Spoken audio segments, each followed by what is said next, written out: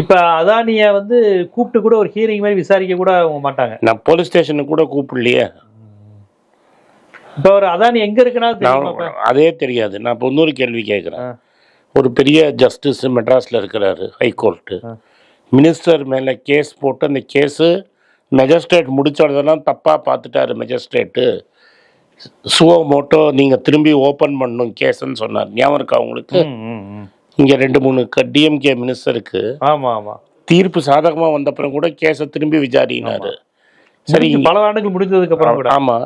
அப்போ ஏன் ஒரு நீதிபதி வந்து சுவமோட்டோவா இந்த கேஸ் எடுக்க மாட்டேங்கிறாரு?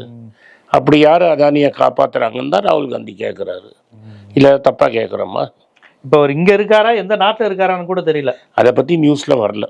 இப்போ இந்த விவகாரங்களில் ஒரு பாஜகவுடைய அலையன்ஸுக்கு உதவி இருக்காருங்க முதற்கொண்டு அஜித் பவார். ஸோ ஆக்சுவலி இந்த கேஸ் வர்றதுக்கு முன்னாடி அஜித் பவார் சொல்லிட்டார்.